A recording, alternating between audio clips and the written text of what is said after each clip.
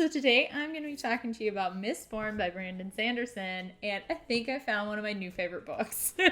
So I have been talking about this book to all my friends and family and people who usually don't care about books that much. So I'm really excited to get to tell you, who hopefully cares about books a little more, all about this book.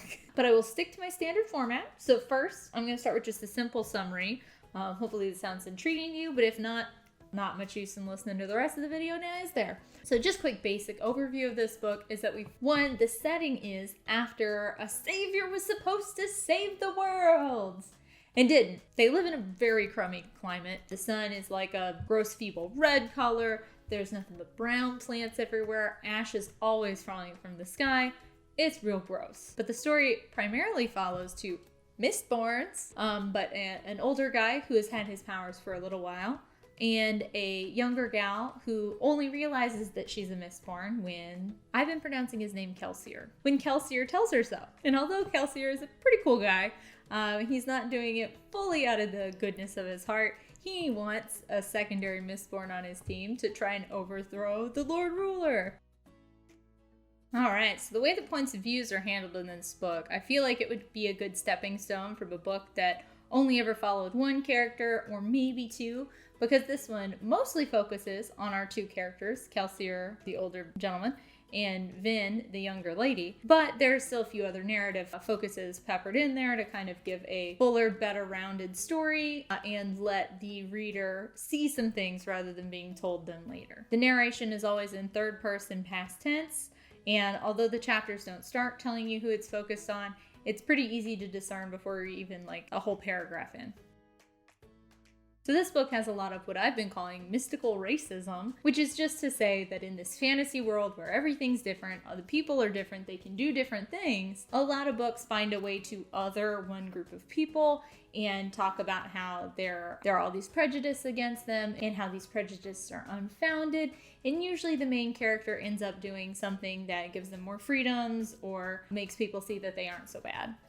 This book has a lot of that. Kelsier's plan is to overthrow the Lord Ruler, and it's not just to get the world hopefully back to normal, but also that there's a group of people called the Ska who are no different biologically or genetically. They don't even look different. It is just that the Lord Ruler has been around for ages. And when he ascended to the throne, he was able to go, I like you guys, and I don't like you guys. Has been either punishing or rewarding these people's offspring so long that people no longer look at it that way, and just that these people are good and worthy, and these people aren't. So Kelsier wants to fight that oppression and hopefully have everybody living in harmony. But the kind of oppression and the poverty that comes along with it could be a little jarring if you're not mature enough to kind of handle that. So I just wanted to put that in this section here as a bit of a warning.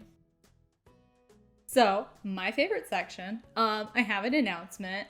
I actually like this romance. Like usual, I'm going to try to keep my opinions out of this section, but just be ready for that. The romance in this novel, this opinionated thing, is also kind of important. The romance is neither the entire thing that the book hinges around, like the reason for it being written. In my mind, I'm thinking of Kingdom of the Wicked that I read recently. It almost solely hinges on that, it seems like. So this book is not that, but it's also not completely trivial, that if you were to just take it out of the book would be the exact same. It's not true. It has some bearing on the plot, but it is not the plot. So I appreciated that. And I also appreciated that they don't get very intimate. And there's no talk about electricity. I'm done with that. Nothing ever gets very intimate. I think they share a kiss, but see how I'm that uncertain about it? That's how little intimacy these two get to share. So this book is very PG in that aspect. The news I'm less excited to share is that this book can get kind of violent. Actually, this book can get quite violent. There are quite a few bloody injuries. There are quite a few deaths. It's something you really have to have the stomach for. But as somebody who has her stomach easily turned at that sort of thing, I think Sanderson did a good job of, while it's there and it seems necessary for the story to progress in the plot, he'll focus for a few moments on how it's gross and perhaps grave, or at least very grievous, and then turn to something else, how it's maybe going to hinder their escape or how they're in pain, something that's not talking about, wow, look at how disgusting that is. And how, like, you should be fearing for your life, and that's a lot of blood. Because, like, that's where I start to get uneasy when we talk about those things. So he did it in a way that I could stomach, and also not in a way that I felt was ever doing just, injury for the sake of injury. But it can still be a little much. So if you're sensitive to those sort of things, just be cautious about that when picking up this book. Woo! Grab a snack because this one's going to be long-winded. First, since I kind of hinted at it already, I want to start with romance. I thought I was just an old curmudgeon, and my days of shipping people and getting excited about fictional characters being in love were behind me.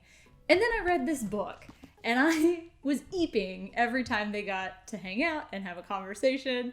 I literally eeped, and sometimes I would even stop and come into my fella, and I'd be like, this cute thing happened. And I really was not expecting to get to do that anymore. I think two elements of the romance in here that kind of made it work for me is one, like I spoke about previously, about the proper amount of plot going around the romance, and that it's not completely trivial, but it's also not the entire plot either. I really like that. And also, I think it helped me crystallize what I don't like about a lot of YA recently. Perhaps it's because there are so many YA novels out there. A lot of us, I think, feel inundated with all this content and that they all start to read the same. Is that authors have kind of realized that, and so they don't need to fully flesh out a character. They can give you a couple facts about the character, and you're like, yep, got it. I know who this is. I know all about this person and their history and what they would do in X, Y, and Z situation. Because it's an archetype, and that is not something that this book leaned upon. Vin felt like her own person. Yes, it was probably a little easier for me to identify with her because she is a young lady. She's finding out that she's special, so of course I want to put myself in those shoes. There are enough things that happen to her and enough of her thoughts about those things that happen to her that make her seem like a real individual person and not just like an archetype. That's also kind of mirrored in her love interest. When we meet him, he seems interesting in his own right. And two, I don't think she ever fawns about how gorgeous he is or hot or mysterious or rich or any of these things that aren't like part of his personality. They just like kind of happened, I guess. And the thing that she always keeps coming back to, which is I think what made me like him the most and want to see them get together, is how honest he is and how sincere he seems. And I think that those are traits that we all look for in an individual. And like, sure, maybe the hotness is what attracts you at first, but don't you want to like that person?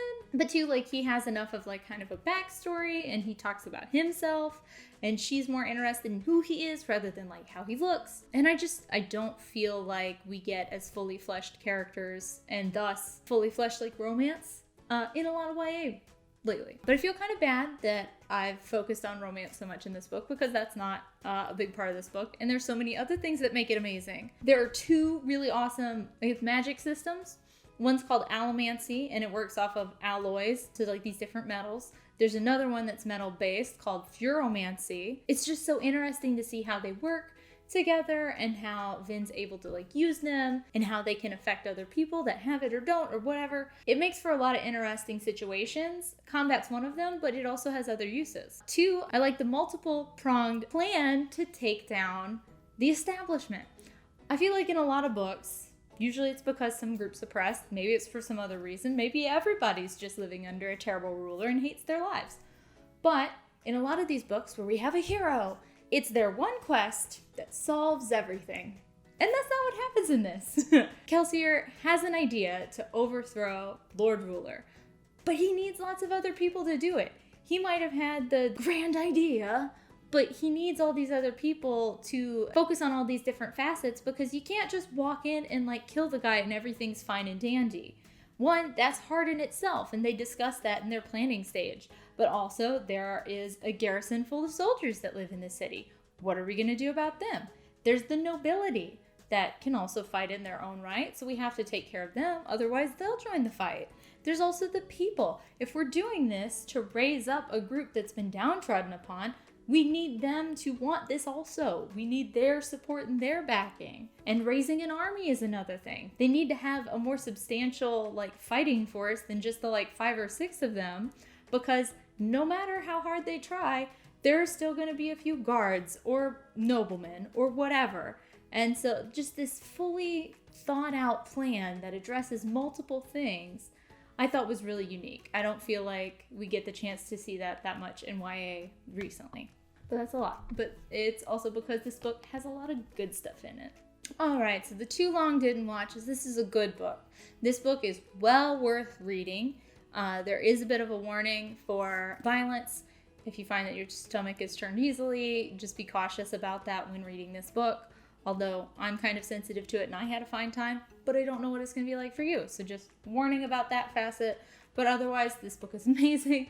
I love this book so much. I regret that I've made it this long into my life before picking up this book. So I will probably fast track the rest of this series. I started it because Brandon Sanderson has a new series that's come out that's like sci-fi-ish and I wanted to read it. But I had heard about this one, so I thought, I like starting with the oldest stuff first, so I'll go back to this. Imagine my disappointment in picking this book up for a lot of that reason, to just see that he has an even older one that I did not have on my radar. Just again, I want to reiterate, this book is fan-dabby-dozy, and I strongly recommend picking yourself up a copy and reading this story. But I want to thank you so much for listening to me talk about this book I'm so excited about. I hope you're having a fabulous day, and I hope I get to see you in the next video. Bye for now.